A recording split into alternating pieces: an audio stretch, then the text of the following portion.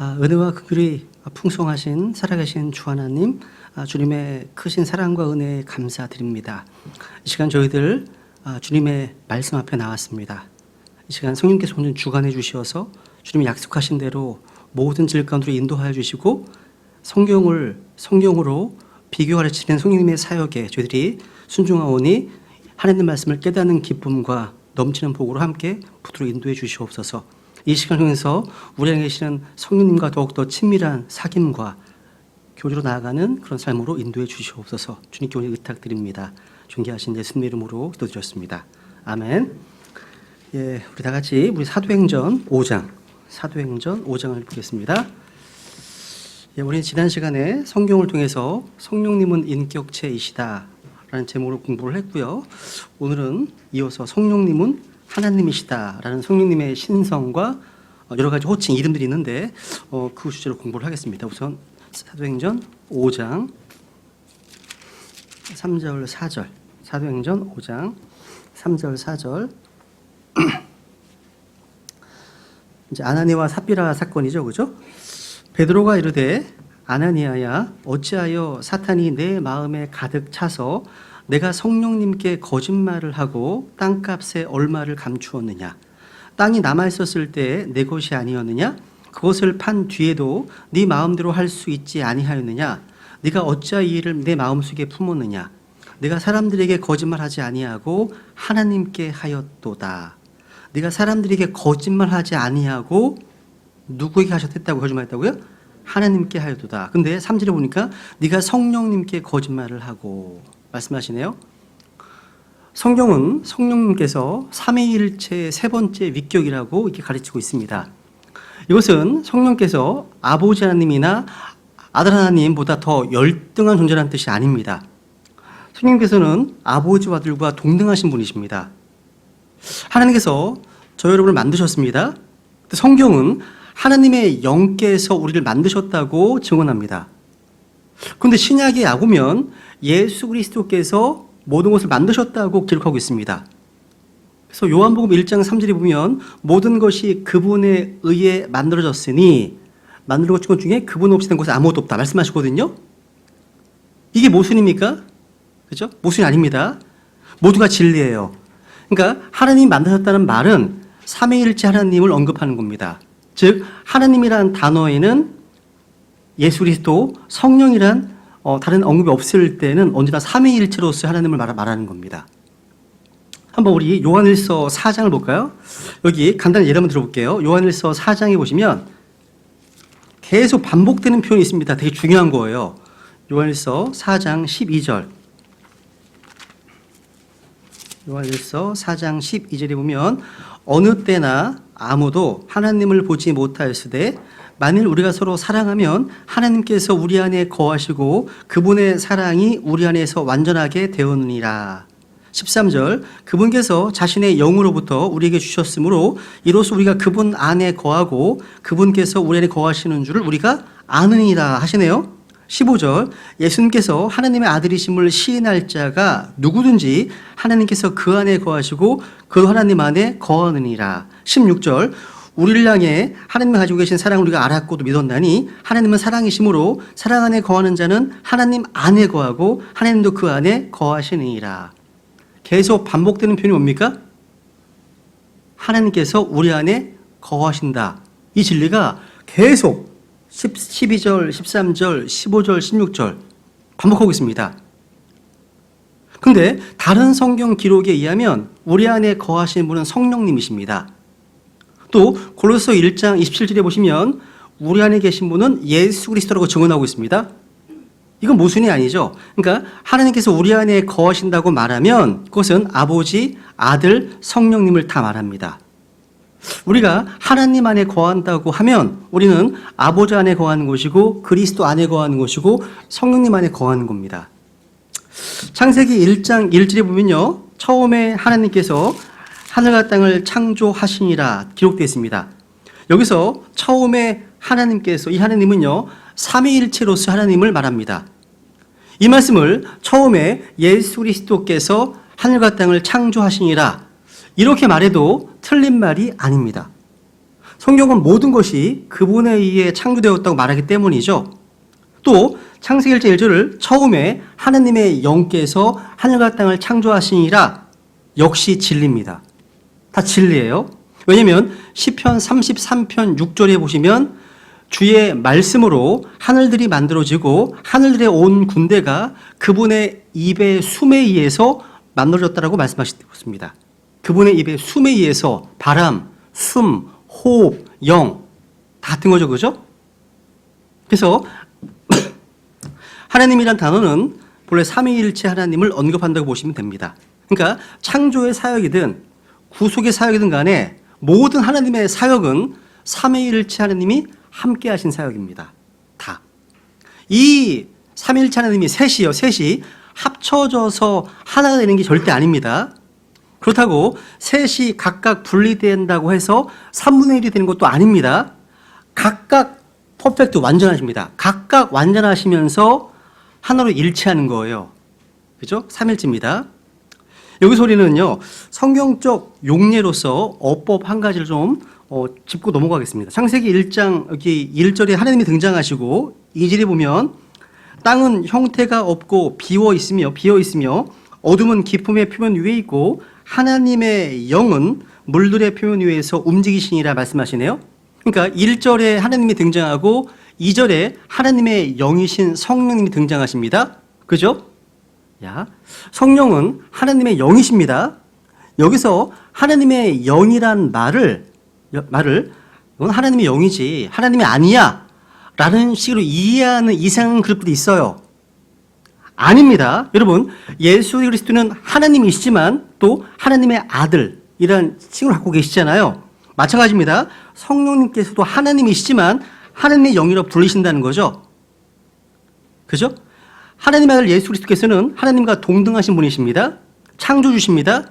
유일하신 심판주이십니다. 성령님 역시 하나님과 동등한 분이시고 창조주이시고 또 심판주이시고 유일한 주님이십니다. 그러니까 우리말로 상당히 오해할 수 있는 어법 가운데 하나가 누구누구 아들, 무엇무엇의 아들, 또 무엇무엇의 영 이런 표현입니다. 그래서 하나님의 아들이란 말은 하나님이란 뜻입니다. 사람의 아들은 사람이잖아요. 짐승의 새끼는 짐승이잖아요. 마찬가지입니다. 하나님의 아들이란 말은 하나님이란 뜻입니다. 이 정확한 용법이죠. 그죠? 그래서 오해하지 마세요. 어떤 이단들은 하나님의 영 그러면 하나님에게 속한 어떤 부산물 정도 이해하는 경우가 있어요. 하나님이 어떤 것, 거기서 나온 어떤 것. 그런 것이 아닙니다. 하나님의 영이란 말은 하나님이란 뜻입니다. 그 뜻입니다. 그래서 요한복음 4장 24절에 보시면 하나님은 영이시니 그분께 경배하는 자들이 반드시 영과 진리로 그분께 경배할지라 말씀하십니다. 그러니까 하나님은 영이십니다. 그러니까 하나님이 존재하신 방식이 영이신 거예요. 우리랑 다른 거죠. 그죠? 성령님은 근데 하나님의 영이십니다. 고린도 후서 3장 17절에 보시면 이따 보겠지만 이제 주께서는 그 영이시니 말씀하십니다. 주께서는 그 영이시니. 그러니까 주님과 성령님은 완전히 일치하는 겁니다. 동등한 분이시라는 거죠. 그래서 하나님의 아들, 하나님의 영이라는 의미가 하나님이심을 의미하는 이 한 가지 성경적 용례, 성경적 어법을 꼭 기억하시기 바랍니다. 그러니까 우리는 히브리어나 헬라어의 어떤 문법적 지식, 어법에 대한 기초 지식이 없어도 이 사실을 충분히 알 수가 있어요. 이걸 조금 더 보충 설명해 보겠습니다. 이사야서 63장 볼까요? 주의 영이 주님이라는 사실을 성경 자체적으로 이렇게 입증하고 있습니다. 이사야서 63장 14절 보세요. 성경 스스로가 이렇게 입증하고 있습니다. 이사야서 63장 14절.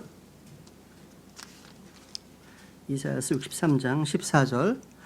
짐승이 골짜기로 내려가는 것 같이 주의 영께서 그를 안식하게 하셨나니 이처럼 주께서 주의 백성을 인도하심은 친히 영화로운 이름이 되고자 하심이니이다 되어 있네요. 여기 앞부분에는요. 주의 영께서 주어가 주의 영께서입니다. 근데 이처럼 그 다음에 뭐가 나옵니까? 주께서, 그러니까 주의 영께서 주께서 같은 말씀입니다. 이게 완전히 동격이죠. 동격입니다. 에스겔서 11장 5절을 보세요. 에스겔서 11장 5절. 여기도 마찬가지예요. 이런 것들을 많이 알아놓고 계시면 뭐 여호와 증인이나 성령님을 어떤 하나님의 부산물 정도 이해하는 글을 만났을 때 성경 종류는 이렇다라고 보여줄 수 있어야 되겠죠. 에스겔 11장 5절에 보시면 주의 영께서 내게 임하여 이르시되 너는 말하기를 주가 이같이 말하노라. 오 이스라엘의 집아 너희가 이렇게 말하였으니 너희 생각 속에 일어나는 일들 곧 그것들 모두를 내가 아노라. 좀 예전에 성경 통독할 때요 이 말씀이 굉장히 한동안 오랫동안 남아 있었습니다. 되게 두려웠거든요. 주님께서 너희 생각 속에 일어나는 일들 곧 그것들 모두를 내가 안다 했을 때 굉장히 주님이 두려웠던 시기가 있었습니다. 다 아십니다. 주의 영께서 이르시되 그 다음에 주가 이같이 말하노라 말씀하시잖아요. 그죠? 그러니까 주의 영이란 주님이 영이시고 성령이 바로 주님이심을 말씀하시는 겁니다. 로마서도 볼까요? 로마서 신약성경에서도 볼까요? 로마서 8장 로마서 8장 9절도 보겠습니다. 로마서 8장 9절.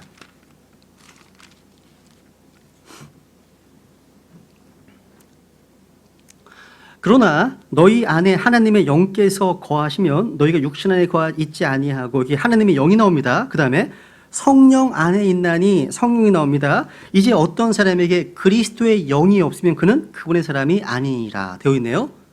여기 하나님의 영, 성령, 그리스도의 영 이 말은 이게 연속적으로 치환되어 쓰이고 있잖아요. 이것은 다 동일하신 하나님이십니다. 그렇죠?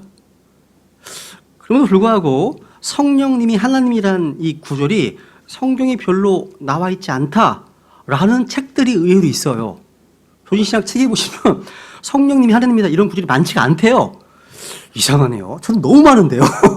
너무 많은데 하나님의 영, 뭐 거룩의 영, 성령 다 성령 하나님의 칭호예요.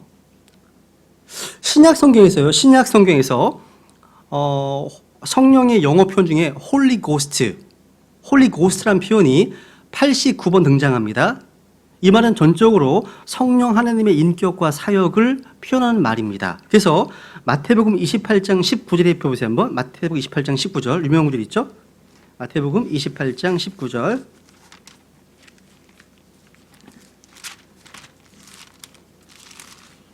마태복음 28장 19절에 보시면 그러므로 너희는 가서 모든 민족들을 가르치고 그 다음에 아버지와 아들과 성령의 이름으로 그들에게 침례를 주며 In the name of the Father and of the Son and of the Holy Ghost. 그죠? 아버지와 아들과 성령의 이름으로 되어 있네요. 그러니까 세 분이 각각 구분되어 표시되어 있는데 만약에 삼신론이 맞다면 Three God, 세 하나님이라면 아버지와 아들과 성령의 이름들로 복수로 되어 있어야 됩니다. 그런데 아버지와 아들과 성령이 One God, 한 하나님이시기 때문에 name이란 단수로 처리되었습니다. 어렵지 않죠, 그죠? 요한일서 5장 7절 성령님께서 하나님이란 가장 결정적인 말씀은 우리 킹제임스 성경 신자들에게는 정말 쉬운 주제예요, 그죠? 성경에 나와 있으니까 요한일서 5장 7절 요한일서 5장 7절 요한일서 5장 7절 보시면 하늘에 증언하는 세 분이 계시니 곧 아버지와 말씀과 성령님이시라. 아버지는 달구죠. 말씀 대문자 WORD입니다. 요한복음 1장 1절 바로 예수님을 얘기합니다. 그저 칭호입니다. 아버지와 말씀과 성령님이시라. 또 이 세 분은 원 하나이시니라 말씀하시네요. 하나라고 말씀하십니다. 이 구절이 킹제임스 성경을 제외한 다른 모든 성경에서 다 삭제되어 있습니다. 그리고 6절이 7절로 느려 드러났어요. 그러니까 부분적으로 변개되어 있다는 거죠. 그러니까 오직 킹제임스 성경에서만 삼위일체의 진리가 직접적으로 보여주고 있습니다. 성경이 되게 중요한 거예요. 그래서 그러면 이제 한번 우리 이제 성령님의 신성에 대해서 증언하는 수많은 구절들이 있는데 그중에 몇 가지만 좀 확인해 보겠습니다. 첫 번째 시간은 우선 고린도 후서 3장 17절에 보세요. 3장 17절 고린도 후서 3장 17절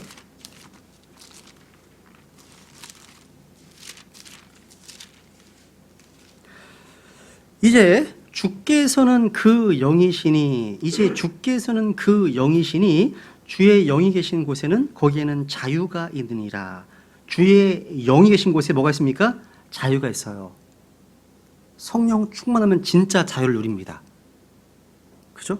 근데 이제 주께서는 그 영이시니 주님 바로 성령이십니다. The Lord is the Spirit. 그죠? 주님은 성령이십니다. 그죠?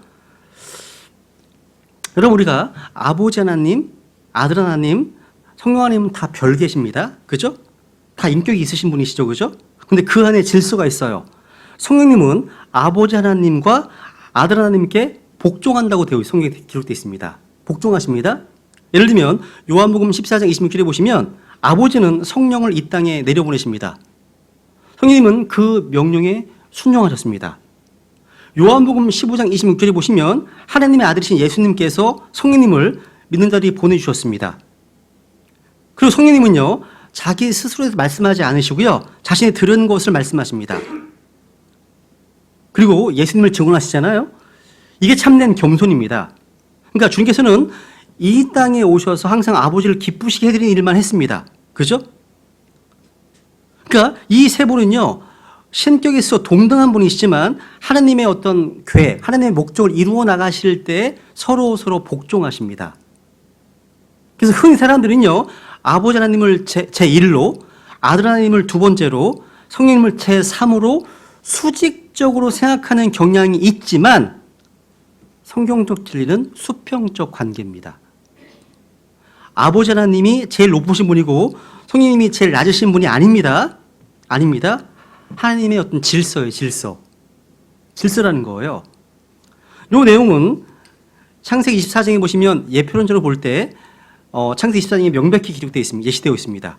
아브라함의 종 엘리에셀은 성령의 모형으로 예수님의 모형으로 등장하는 이삭을 대신해서 아브라함, 하나님 아버지의 모형이죠. 아브라함에게 보냄받았습니다. 엘리에셀은 자기에 대해서 얘기하지 않습니다. 오직 아브라함의 상속자 이삭에 대해서 말합니다. 우리는 성령님께서 가장 조명을 적게 받으시고 삼위 하나님 가운데 주로 일을 수행하는 위치에 있다고 해서 성령님께서 삼위 가운데 가장 낮으신 분이 아닙니다. 그런 게 아닙니다. 여러분, 성령 하나님께서요, 이 아버지, 아들과 동등한 분이라는 예는 너무나 많습니다. 근데 교재에 보시면 되게 많죠, 그죠? 수많은 분들도 있습니다. 여기 보면 성령께서 아버지와 아들과 함께 연결되는 글이 상당히 많습니다.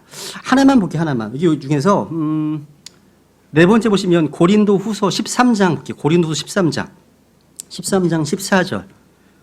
고린도 후서를 찾았으니까 고린도 후서 13장 14절에 보세요. 이 오늘날 교회에서 이제 이 말씀을 가지고서 축도의 근거로 제시하는 말씀이죠. 이 말씀이 13장 14절. 우리 한번 같이 읽어볼까요? 13장 14절, 고린도 후서 13장 14절입니다. 시작. 주 예수 그리스도의 은혜와 하나님의 사랑과 성령님의 교통하심이 너희 모두와 함께 있기를 원하노라. 아멘. 되어 있네요. 야, 우리나라 교회에서는 예배 맨 끝에 예배의식을 집행하는 목회자가 두 손을 들고 성도들을 향해서 이런 복을 기원하는 기도를 합니다. 그죠? 축도하잖아요. 보통 축도가 이 말씀에 근거해 있습니다. 이 말씀 근거하고 있습니다.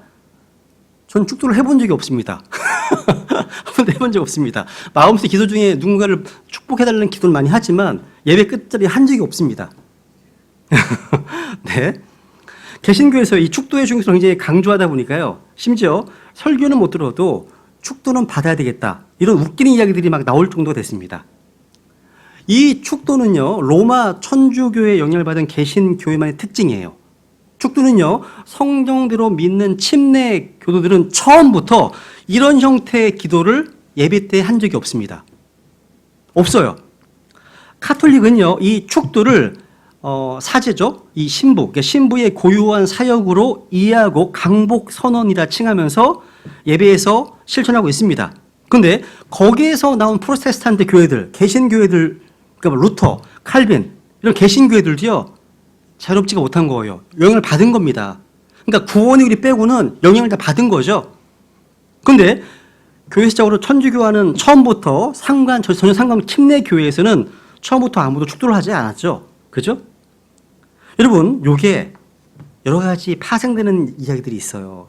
여러분, 개신교 목회자들이 축도를 자기들만의 고유 권리라고 주장하는 데에는 목사의 축복권과 저주권이라는 개념이 들어있는 거예요. 축복권과 저주권. 즉, 이건 구약시대입니다. 그러니까 구약시대 제사장들이 일반 백성을 축복하거나 저주한 기록들을 근거로 해서 자기들도 그렇게 할 수 있다고 얘기하는 겁니다. 그래서 자기 말, 목회자의 말에 순종하지 않는 자들에게 저주를 내리고 그렇게 생각하는 겁니다. 그래서 교회를 누군가 떠나면 그 사람에 대해서 함부로 말하거나 그 사람을 저주하기도 하는 겁니다. 저주합니다. 또 걱정할 필요 없습니다. 까닭없는 저주는 임하지 않습니다. 임하지 않아요. 성경에 말씀하시거든요. 근데 이것은요, 신약시대 목사의 직무를 구약시대 제사장의 직무로 혼동해 생긴 오류입니다. 그러니까 신약시대의 목회자에게는 결코 주님께서 명령해서 성도들에게 복을 주게 하는 능력이 없어요. 그런 권위가 없어요. 마찬가지입니다. 저주할 수 있는 특권도 없습니다. 여기 고린도서 샀으니까 앞에 보세요. 1장. 고린도후서 1장에 보시면 바울의 고백을 들어보세요. 고린도후서 1장에 보시면 1장 24절. 우리는 너희의 믿음을 지배하는 자가 되려 하지 아니하고 오직 너희의 기쁨을 돕는 자가 되려 하나니 너희는 믿음으로 서느니라. 맞습니다. 너희의 믿음을 지배하는 자가 되려 하지 않는다. 아니, 자기 일거수일투족, 이사를 가는 문제, 여러 가지 문제를 다 목회자에게 의지하고 속박되어 있는 사람이 의외로 많습니다. 자기가 기도하고, 주님께서 인도하신 대로 순종하면 되는 거 아니에요? 근데 이사를 어디로 가야 되고, 이거 다 일일이 시끌고 다 의지하는 모습들 의외로 많이 있습니다. 아닙니다. 너희 기쁨을 돕는 자가 되려 하나. 이게 신약 교회의 사역자의 모습입니다. 베드로전서 5장에 보세요. 베드로전서 5장에 보시면 베드로전서 5장 여기 이제 교회에 있는 사역자들, 장로들에 대해서 말씀하시면서 3절에 보시면 하나님의 상속 백성 위에 주인처럼 군림하지 말고 오직 양떼에게 본이 되라 말씀하시네요. 그러니까 신약 교회에 선물로 주어진 목회자는 로마 천주교의 사제, 신부나 구약시대 유대교의 시장이 절대 아닙니다. 목회자는요, 성도들과 동등한 브라더, 형제입니다. 형제로서 다만 하나님의 부름을 받아서 신약교회의 선물로, 영적 선물로 양떼를 이끄는 목양자의 직무를 수행할 뿐입니다. 신약교회 선물이에요, 선물. 교회에서 목회자가 제사장 노릇을 하는 것은 주님께서 미워하십니다. 미워하시는 거예요. 계시록에 말씀하신 니골라당 기억하십니까? 니골라당은요, 성도들 위에 군림하려는 자, 이 자들로서 구약시대 제사장들처럼요, 성도들을 통치하려는 자를 말합니다. 하나님 미워하십니다. 이게 에베소교에서는 니골라당의 행위였는데 이게 서머나 넘어가면서 니골라당의 교리로 됐습니다. 교리. 그러니까 성직 계급 체계가 된 거죠. 하나님 미워하십니다. 근데 이게 신약교회가 생겨나자마자 이런 무리들이 생겨났다는 거예요. 근데 주님께서는 이런 자들에 대해서, 이런 행위와 교리에 대해서 미워하신다 말씀하십니다. 근데 로마 천주교회는 아직도 구약시대의 종교에 갇혀 있는 거예요. 자기들의 성직자를 사제라고, 신부라고 부르고 있잖아요.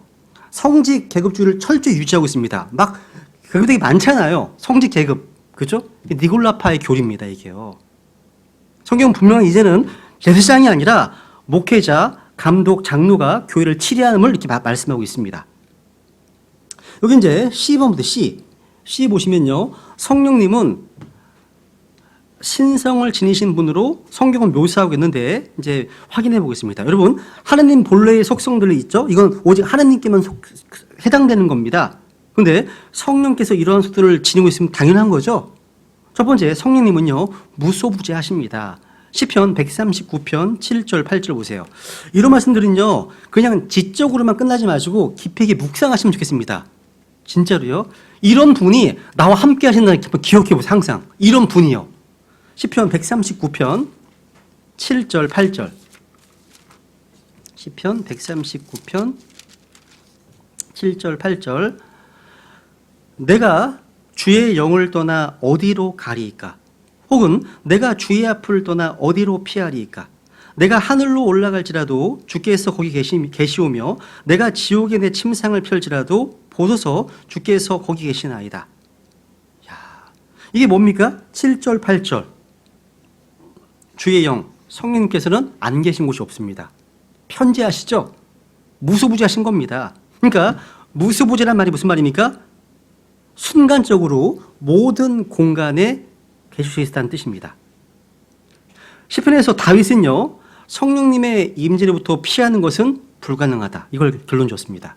피할 수가 없습니다. 그분은 어디에도 계십니다. 위, 옆에, 뒤에 다 계십니다. 안 계신 곳이 없어요. 숨을 데가 없는 거죠. 그죠?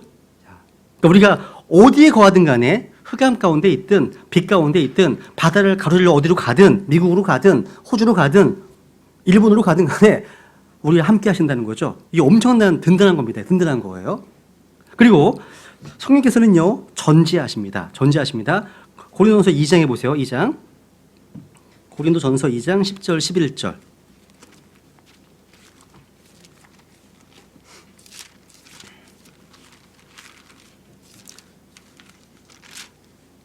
고린도전서 2장 10절 11절. 그러나 하나님께서 자신의 영으로 우리에게 그것들을 계시하셨으니 성령께서는 참으로 모든 것, 즉 하나님의 깊은 것들을 살피시느니라. 사람의 것들을 사람의 속에서 사람의 영 외에 어느 누가 알리요? 이와 같이 하나님의 것들도 하나님의 영 외에는 아무도 알지 못하니라. 여러분, 세상 사람들은요, 아무리 똑똑하다 하더라도 아무리 위대하다 하더라도요, 제한된 지식만을 갖고 있습니다. 그래서 저는 상당히요, 형제 자매들과의 어떤 문제들 이런 듣잖아요. 또 다른 지역교회 문제 듣습니다. 듣게 되면 판단을 보류할 때가 상당히 많습니다. 당사자가 아닌 경우는. 저는 전체를 못 봅니다. 그러니까 듣는 거에 영향을 안 받을 수가 없어요. 근데 그렇게 알고 있다가 정반대 얘기를 듣게 되면 내가 이 부분은 캐치 못했었네? 상당히 많습니다. 저도 마찬가지예요. 누군가로부터 듣기 전에 실제 전체를 확인하기 전까지는 판단 보류에 지혜롭습니다. 전체를 몰라요. 우리는 한 번만 볼 수 있지. 쉽게 판단해서 안 된다는 거죠. 그 형제의 내면 다 아십니까? 몰라요. 지금은 판단을 보류할 때가 아닌가 싶습니다. 그죠? 근데 여러분, 성령님은요, 전체를 다 보십니다. 하나님은 다 보실 수 있습니다. 그죠? 완전한 지식을 갖고 계시거든요, 하나님은요. 그러니까 성령님은요, 아버지와 아들 하나님과 마찬가지로 모든 것을 아십니다. 성령님의 지식은 시간과 공간의 지식을 받지 않으시거든요. 전지하십니다. 그리고 이 성령님은요, 전능하십니다. 전능하세요. 누가복음 1장 35절에 보시면요, 마리아에게 이렇게 말씀하죠. 천사가 수태고지를 하잖아요. 성령께서 내게 임하시고 가장 높으신 이의 권능이 너를 덮으시겠다. 그러니까 성령께서는요, 가장 높으신 이의 권능을 사용하시는 분이시고 불가능한 곳이 없으신 분이십니다. 전능하신 분이십니다. 이런 것들을 곰곰이 생각해 보시라는 거죠. 하나님의 속성들을요. 그분이 나와 함께 하십니다. 계속 묵상하고 주님을 묵상하다 보면 나의 문제들은 되게 작아 보여요. 이제는요.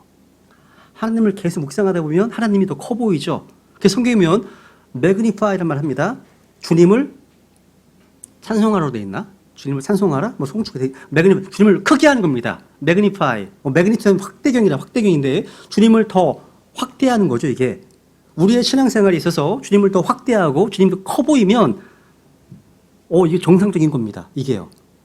그런데 어떤 일만 생기면 목사님께 와가지고 목사님 큰일 났어요. 큰일 났어요. 그렇게 말하는 성도가 큰일 난 겁니다. 하느님이 크신 분인데 그렇게 말하는 게 큰일 난 겁니다. 진짜. 그러니까 믿음의 눈으로 하나님을 바라보면 하나님이 커 보일 거 아니에요. 그런데 상당히 항상 거꾸로 봐요. 거꾸로 봅니다. 하나님은 작게 보이고 자지만 크게 보이는 거. 그럼 안 됩니다. 성령님은 전능하신 분이십니다. 그리고 히브리서 9장에 보시면 성령님께서는요, 영원하십니다.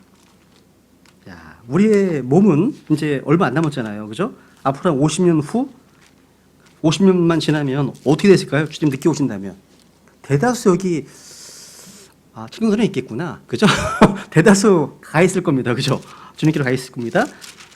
근데 히브리서 9장 14절에 보시면 하물며 영원하신 성령을 통해 자신을 점없이 하나님께 드린 그리스도의 피는, 여기 보시면 영원하신 성령, Eternal Spirit, 영원하신 성령. 성령님은 영원하십니다. 시작도 없고 끝도 없으신 분이시죠. 그러니까 I am이십니다. 항상 자존하신 분으로서 만물이 창조되기 이전부터 계셨습니다. 놀랍죠. 그분이 여러분이 언제 태어날지 다 아셨습니다. 그러니까 지구가 존재하기 전에 그분의 마음속에 구속을 계획하신 하나님께서요, 우리가 세상 창조기 이전부터 그분의 마음속에 1992년 9월 25일 날 내가 구원받을 거 아셨습니다. 그분의 마음이 있었습니다. 여러분에게 질문하시잖아요. 내가 땅을 짓기 전에 너 어디 있었느냐 물으시잖아요. 하나님의 마음에 있었습니다. 여러분 다 구원받으셨다며 있으셨어요.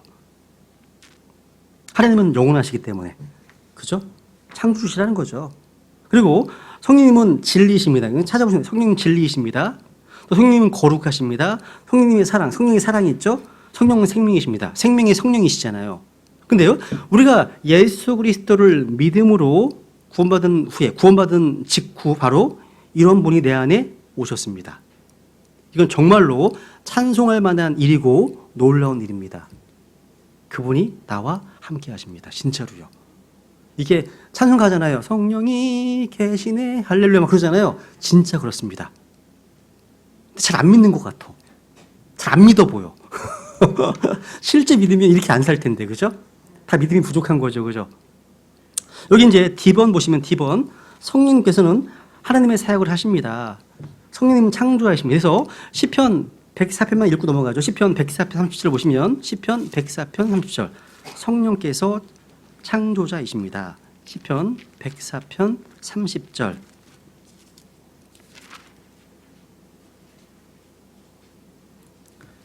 시편 104편 30절 여기 보시면 주께서 주의 영을 보내심에 그것들이 창조되어 싸운즉 주께서 지면을 새롭게 하시나이다. 주께서 주의 영을 보내심에 시편 104편 30절이죠. 그죠? 주의 영을 보내심에 창조되어 싸운즉 되어 있네요. 성령님은 창조자이십니다. 창조자이십니다. 그리고 성령님은요, 영원한 생명을 주시는 분이십니다. 디도서 3장. 영원한 생명은요, 사람이 줄 수 있는 게 아닙니다. 말 잘하는 강사가 줄 수 있는 것도 아닙니다. 성령님께 주시는 겁니다. 디도서 3장 5절, 6절. 우리가 복음 전할 때 종종 인용하는 구절이 이 말씀, 그죠? 디도서 3장 5절, 6절. 디도서 3장 5절, 6절. 같이 한번 읽어볼까요? 시작. 그분께서 우리를 구원하시되 우리가 행한 의로운 행위로 하지 아니하시고 오직 자신의 긍휼에 따라 다시 태어남의 씻음과 성령님의 새롭게 하심으로 하셨고 예수 그리스도 곧 우리의 구원자를 통하여 우리에게 성령님을 풍성히 부어주셨으니. 와, 여러분 구원은요 아버지로부터 아들을 통해 성령에 의해서 이루어지는 겁니다. 여러분 하나님께서는요 누구에게 성령님을 풍성히 부어주십니까? 6절에 예수 그리스도를 자신의 구원자로 믿는 사람입니다. 그렇죠? 그러니까 성령을 받을 수 있는 유일한 조건이 뭐예요? 그리스도의 피 묻은 복음을 듣고 예수님 믿는 거죠. 그렇죠? 그러니까 성령을 받을 수 있는 유일한 자격이 뭡니까? 믿는 자에게만 주어진, 믿는 자에게만. 여러분 5절에 보면 하나님께서 우리를 구원하신 방법은 우리의 선행이나 의로운 행위, 기타 어떤 것이 아닙니다. 하나님을 구원하신 것은요 오직 자신의 긍휼에 따라서 다시 태어남의 씻음과 성령님의 새롭게 하심으로 하셨습니다. 그러니까 보시면 성경에 의하면 구원은 출생의 문제입니다. 출생의 문제예요. 그러니까 구원받는다 그런 것은요 다시 태어난다. 그러니까 새로운 출생과 관련되어 있습니다. 너는 반드시 다시 태어나야 한다 말씀하셨잖아요, 주님께서요. 구원은 종교적인 수행이나 선행이나 뭔가 교리 문답을 배움으로 되는 게 아니라 성령님으로 말미암아 다시 태어나야 되는 거죠. 그죠? 근데 그게 전부가 아니었어요. 성령님이 임하셨다면 이제 그다음에 뭡니까? 성령을 풍성히 받아야 됩니다. 성령 충만. 그죠? 성령 침례는 있고 성령 충만 따로 있죠. 그죠? 다음에 또 공부할 겁니다. 그 다음에 세 번째, 성령님은 성경의 저자이십니다. 베드로후서 1장 21절 한번 읽어볼게요. 베드로후서 1장 21절. 베드로후서 1장 21절.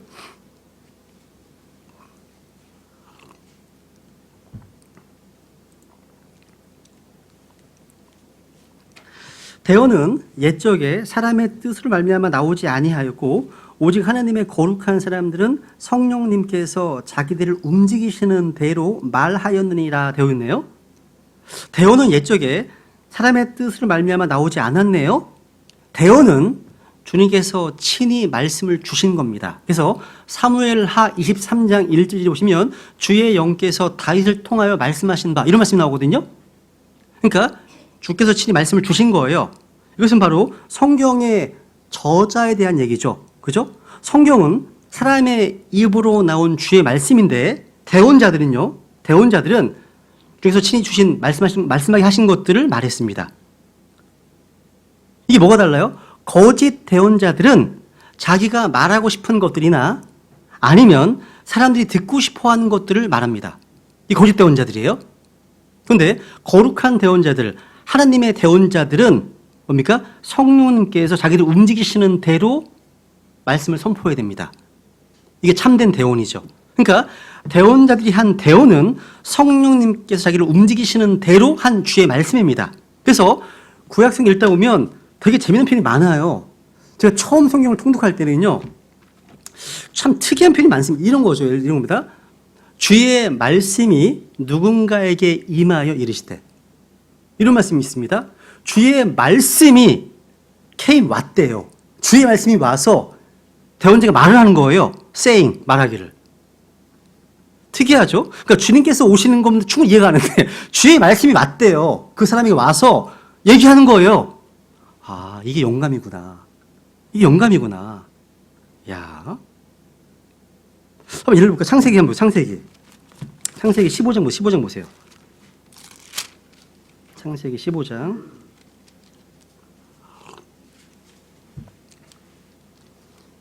이게 가끔 나오면 그냥 까먹고 지나갈 텐데요.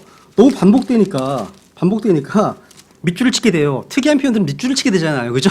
여기 15장 1절 보면 이 일들 뒤에 주의 말씀이, 주어가 주의 말씀입니다. The word of the Lord. 그러면 주의 말씀이 came. 환상 속에서 아브라함에게 임하여 이르시되 아브라함아 두려워하지 말라. 나는 내 방패요. 내가 지키받을 지극히 큰 보상이니라 하시니 되어 있네요. 주의 말씀이 임했습니다. 왔어요. 왔습니다. 그리고 이르시되 saying. 말하시네요. 무슨 얘기입니까? 그 아래 보세요. 4절도 또 반복되면 4절. 보라, 주의 말씀이 그에게 came, 왔습니다. 그에게 임하여 이르시되 saying.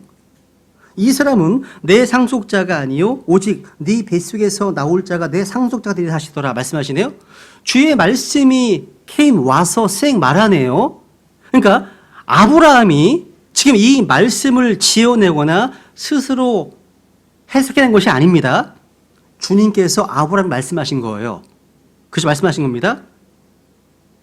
야, 그래서 주의 말씀이 내게 왔다. 이런 표현이 구약에만 되게 많이 나옵니다. 또 이것만 있는 것이 아닙니다. 주의 영이 왔다는 말이 나와요. 주의 영이 왔대. 한번 사사기 보세요. 사사기 보세요. 사사기. 예, 상당히 많이 나오는데 사사기 보시면 하나만 보자, 하나만. 아니야. 사사기 너무 많으니까 사무엘상으로 가요. 사무엘상 16장 가볼게요. 사무엘상 10장으로 가죠. 10장. 홍보서를 확인하시면 되게 재밌어요. 상당히 많이 나오거든요. 사무엘상 10장 6절. 야, 그러니까 주의 영께서 오시는 거, 임하는 겁니다. 그러면 누구나 대언할 수 있어요. 여기 이제 사울의 케이스인데요. 사무엘상 10장 6절에 보면 또 주의 영께서 내게 임하시리니 주의 영께서 will come, 오는 겁니다. 내게 임하시리니 너도 그들과 함께 대언을 하고 그 다음에 다른 사람으로 변하리라 말씀하시네요. 와우. 여러분, 주의 영이 임하잖아요. 그러면 말씀을 대언할 수 있습니다. 사울이 그런 케이스예요. 그죠? 그래서 주의 영이 와서 말씀하시는 것을 그걸 말하는 사람이 대언자라는 거고요. 그간 주의 말씀이 바로 대언입니다. 대언이에요. 그리고 그 영이 임하면 다른 사람은 바뀝니다. 여러분, 성령님이 오셨기 때문에 바뀐 거 아니에요, 다. 안 바뀌었어. 안 바뀌었대. 안 온 걸 수 있어요. 전혀 바뀐 게 없대요. 안 온 걸 수 있어요. 성령 그분이 안 오신 겁니다. 성령이 오면 뭔가 변화가 있습니다. 변화가 있어요. 뭔가 변화가 있고 뭔가 또 하나님의 말씀에 대한 관심도 있고 또 그죠? 죄에 대해서 예민해지고요. 형제들을 사랑하게 되고요. 한 번도 보지 못한 그분을 사랑하게 되고요. 그분을 믿게 되고 되게 여러 가지 많은 증거들이 있잖아요. 변화가 있습니다. 구원받다고 하는데 말씀의 젖을 안 찾아. 관심이 없어. 이상한 거죠, 이거. 육적 출생, 영적 출생이 너무나 비슷해요. 비슷합니다. 그죠? 그런 걸 통해서 우리는 어느 정도 알 수는 있지만 100%는 아닙니다. 그래서 각자 스스로 입증하라고 말씀하시는 거죠. 그죠? 사실 성령이 임하면 다른 사람은 변합니다. 변하는 거예요. 그래서 이것을 베드로는 이런 것들을 그래서 오직 하나님의 거룩한 사람들이 성경에서 자기를 움직이시는 대로 말한 것이다라고 하는 겁니다. 그래서 성경의 저자에 대한 어떤 성경의 증언입니다. 증언. 성경의 저자는 바로 성령님이시라는 거. 그리고 이제 로마서 8장 11절. 로마서 8장 11절. 성령님은요 부활의 영이십니다. 로마서 8장 11절. 로마서 8장 11절 보시면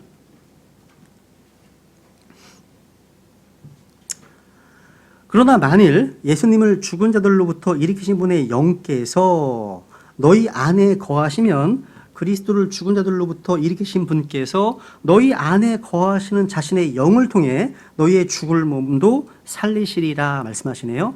성령님은 부활의 영이십니다. 그래서 예수님을 죽음에서 일으키신 분의 영이 우리 안에 거한다면 거하시죠 지금? 그분이 우리 안에 거하신다면 할렐루야입니다. 왜? 우리는 더 이상 죽음을 걱정할 필요가 없기 때문에. 죽음에 대한 걱정, 염려가 없습니다. 왜냐하면 이 몸이 죽는다 해도 그것은 끝이 아니에요. 자는 거죠. 끝이 아니에요. 그죠? 영원한 생명이 내 안에 있어요. 이 생명이 내 안에 들어있다고요. 있습니다. 여러분, 십자가에 못 박혀 죽으신 주님을 살리신 것처럼 우리를 살리실 것이기 때문에 그렇습니다. 야, 이건 정말 너무나 크고 놀라운 소식입니다. 여러분, 이 부활의 능력이 얼마나 위대한지 바울은 모든 성도들이 알기를 원했습니다. 그 사실을요. 예수의 1장에서 바울이 기도했던 내용이었습니다. 이게 얼마나 위대한 능력인지 아냐. 그러니까 죽을 몸은요, 부활을 통해서 새 몸을 입게 됩니다. 새 몸을 입게 됩니다. 새로운 몸을 입게 되죠. 또 휴거를 통해서 영광스러운 몸으로 변화됩니다. 우리의 몸 안에 성령께서 거하시고 계십니다. 사실은요, 우리가 장차 주님 늦게 오신다면 무덤에서 일어나서 우리가 주님처럼 동일한 몸을 입게 될 것임을 확증해 주는 말씀입니다. 성령님은 부활의 영이시기 때문에 어마어마한 정말 이건 소식 아닙니까 이게, 그죠? 안 믿으니까 문제지. 잘 안 믿으니까 막 세상이 너무 커 보이는 거고 막 어깨 쳐져 있는 거 이런 겁니다. 믿지 않으니까. 여기 2번 보시면 2번까지 하고 좀 쉬겠습니다. 성령님은요 구약의 여호와 LORD 대문자죠, 그죠? 주님과 동일하신 분이십니다. 제가 여기서 한번 1번, 2번만 볼까요? 한번 1번, 2번, 4번까지 보죠. 한번 보시면 여기 이사야서 6장 보세요. 이사야서 6장 보시면 이거 성경만 비교하면 금방 됩니다. 이사야서 6장 보세요. 여기 이사야서 6장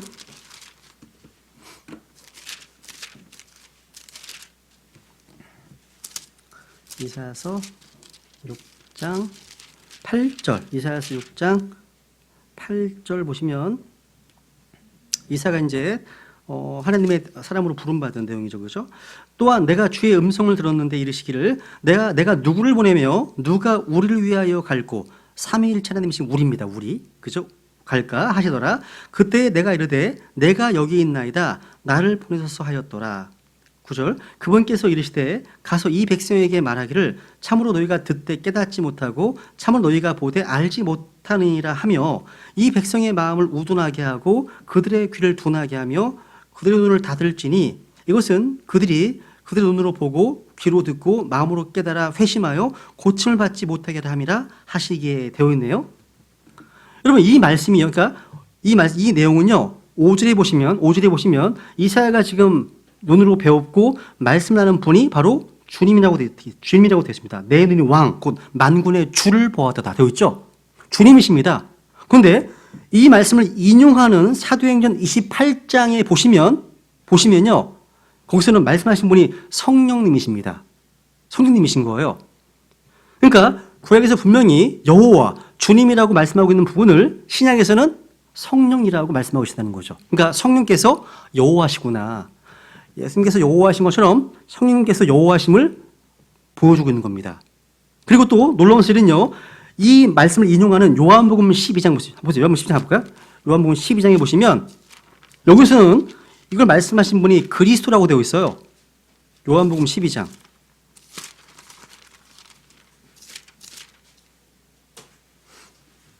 요한복음 12장 38절 이사 6절 말씀 인용하고 있죠. 그죠? 그죠? 39절까지 보세요. 그러면서 40절 보시면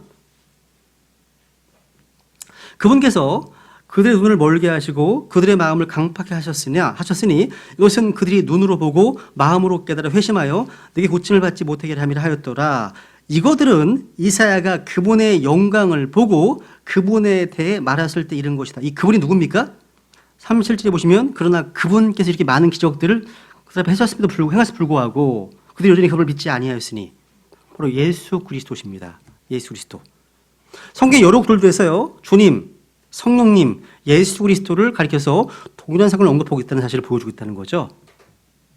그래서 이사야 6장 3절에 보면 거룩하다, 거룩하다, 거룩하다 세 번 스랍들이 찬양하잖아요. 찬양하고 있습니다.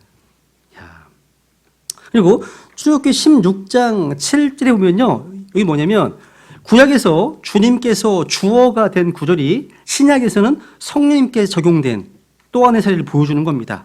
그건 개인 찾아보세요. 그러니까 이스라엘 자손이 주님께 불평하잖아요. 그 내용이 신약 성경 히브리서 3장에 나옵니다. 출애굽기에 나와 있는 주님에 대한 불평이요. 모세의 불평이 히브리서에는 성령님에 대한 불평으로 나옵니다. 금방 이해되죠, 그죠? 성령님이 주님이시니까요. 메시아 기름을 부으신 분, 이거 찾아보시면 금방 압니다. 성경 영감을 주신 분, 마찬가지입니다. 여러분, 성경 기록의 대원은요, 하나님의 영감으로 주어진 거예요. 그래서 모든 성경 기록은 하나님의 영감을 주었다 말씀하시잖아요. 그죠? 여러분, 하나님께서는요, 성경을 기록한 자들에게 영감을 주신 것이 아니죠. 그죠? 모든 성경 기록입니다. 하나님은 어떤 사람이나 어떤 조직이나 어떤 단체에 영감을 주신 것이 아닙니다. 기록된 말씀에 영감을 주신 겁니다. 기록된 말씀입니다. 그죠? 그래서 우리가 성경에 대해서 가장 먼저 알아야 될 게 뭐냐면 성경의 한 단어 한 단어, 성경의 한 글자 한 글자까지 다 하나님의 영감으로 주셨다는 사실입니다. 그래서 모든 성경 기록이, 그러니까 성경 기록이 영감으로 주어진 것이지 성경의 의미가, 성경의 어떤 사상이나 성경의 개념이 거기에 영감이 주어진 게 아닙니다. 이게 무지 중요합니다. 뭐 그런 말 하잖아요. 에이, 뭐 어차피 같은 뜻인데 뭐 같은 스토리잖아, 같은 내용이잖아, 같은 의미잖아. 이런 식으로 말하는 사람들이 개념 영감설, 사상 영감 이런 걸 주장하는 겁니다. 아닙니다, 여러분. 우리가 기록된 말씀을 더하거나 뺄 수 없는 것은요, 이 기록된 말씀 자체에 영감이 있기 때문입니다. 말씀에. 바꿀 수가 없는 겁니다. 기록에 영감이 있기 때문에. 그러니까 성경의 기록에 영감이 주어진 것이 의미에 주어진 것이 아닙니다. 그래서 많은 사람들이 또 뭐 최초의 원본에만 영감이 있지만 킹제임스 성경에는 영감이 없다라고 주장하기도 합니다. 그래서 번역본은 그냥 의미나 개념이나 사상이나 내용만 전달할 뿐, 그래서 더 이해하기 쉬운 성경이 나오고 더 쉬운 단어로 계속 개정해 나가는 겁니다. 그런데 점점 보면 진짜 더 어려운 단어예요. 더 쉬운 게 아니, 더 어렵습니다. 야. 그래서 지금 400개 이상의 성경들이 나왔지만 이런 성경이 출판된 이유가 뭡니까? 이것은 기록된 말씀, 단어, 글자가 아니라 의미나 개념 영감을 적용하기 때문에 생기는 현상들입니다. 그게 원인이에요, 원인. 근데 이 대원은 옛적에 사람의 뜻으로 말려만 나오지 않았습니다. 대원은 성령님께서 친히 영감 말씀을 주신 거라는 거. 그죠? 마지막 다섯 번째. 5분만 하고 이제 좀 쉬었다 하겠습니다. 5분만 하고. 예레미야 31장, 히브리서 10장부터 히브리 10장. 히브리서 10장 보시면 성령님께서 새 언약을 주시는 분으로 언급되어 있습니다. 히브리서 10장 15절.